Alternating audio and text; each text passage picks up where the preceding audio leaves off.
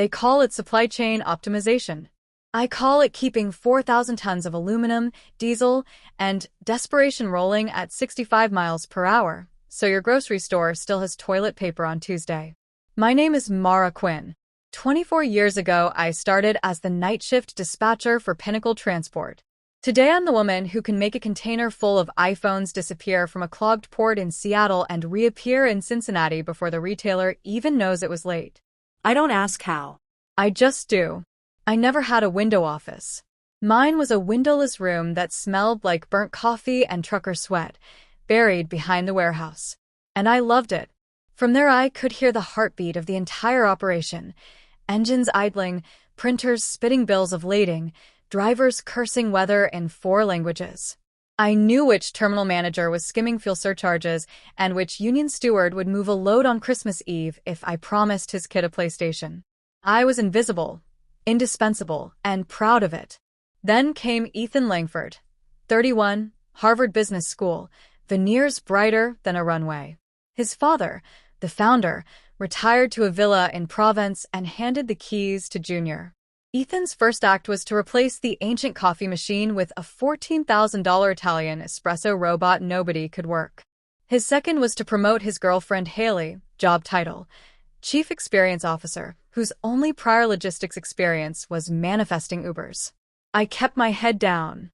I'd survived SARS, Suez being blocked by a boat driven sideways, and a ransomware attack that forced me to route freight with a legal pad and a landline. I could survive a Nepo baby. The fuse lit on a Thursday in November, peak season, when every reefer's unit on the continent was full of butterball turkeys.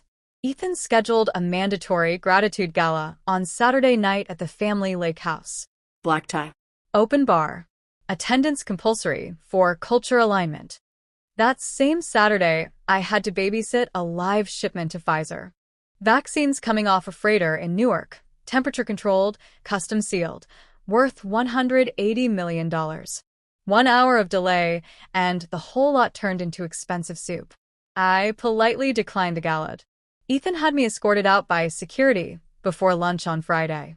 "Everyone is replaceable, Mara," he said, sipping something green from a coconut. I smiled, handed over my badge, and whispered, "We'll see."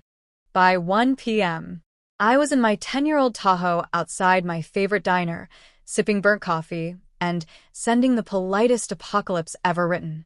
Subject: immediate notice. Key personnel departure effective 11:47 a.m. today. I am no longer employed by Pinnacle Transport. For Section 9C of all master carrier agreements, the clause I wrote in 2009 after the bankruptcy scare, my departure triggers an automatic 72-hour service suspension until a qualified replacement is vetted and approved in writing by each carrier. Please route urgent inquiries to Ethan Langford, CEO. Warm regards, Mara Quinn. I hit send to 2,400 contacts. Then I turned my phone face down and ordered pie. The first domino fell in Portland. 127 trucks parked on the shoulder because their fuel cards were suddenly under review. The second fell in Laredo when Mexican customs refused to release 40 containers of avocados without my digital signature. By 3 p.m. red dots were blooming across my tracking app like chickenpox. Ethan called 17 times. I let him sweat. Haley finally rang at 4:12 p.m., hysterical. "The gates won't open. The drivers are chaining themselves to the steering wheels." I told her gate codes were tied to my retired employee account. Sharing them now would be a felony. She called me a very creative name and hung up. At 6 p.m., a non-union driver Ethan hired off an app took a curve too fast outside Tulsa carrying flammable adhesives. Jackknife. Spill. Interstate shut down in both directions.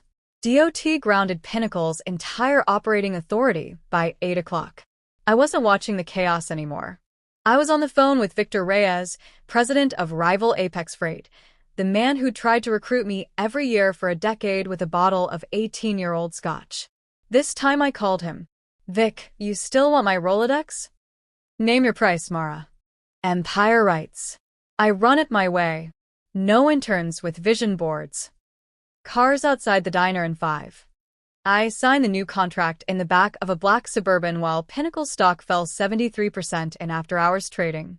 By morning, 68% of their active freight had new bills of lading addressed to Apex. I rerouted it all from a booth that still smelled like bacon. Old man Langford flew in on the red eye. I picked him up at the private terminal in my dented Tahoe because his driver had quit in solidarity. He looked 20 years older overnight. "You killed my company for a party invitation?" he rasped. "No, sir," I said, pulling onto the highway. "Your son killed it. I just stopped catching the pieces." He offered me anything, COO equity, Travis's head on a pike. I told him the price was $1 and the pension protection for every driver. He signed on a cocktail napkin before we reached the burning headquarters. 3 weeks later, I have a corner office that overlooks the port. Some of the containers still wear faded Pinnacle blue, but they carry Apex stickers now. The drivers kept their retirement. Ethan is awaiting trial for wire fraud. He accidentally attached Haley's wellness retreat receipts in his all-hands meltdown email. Haley's already selling empowerment courses on TikTok. Yesterday, a letter arrived from the correctional facility. "You'll always just be a dispatcher with delusions, Mara. Enjoy your 15 minutes. Ethan. I fed it to the shredder, watched the pink paper snow, and answered the next call. "Quinn," I said. "Mara, we've got a canal blockage in Panama and a blizzard in Denver. You busy?" I smiled, cracked my knuckles, and opened the map. "Send me the manifests. Let's move some freight. Thanks for writing." Shotgun Legends. If you felt that in your chest, smash subscribe. The algorithm likes chaos, and I've got plenty more where that came from.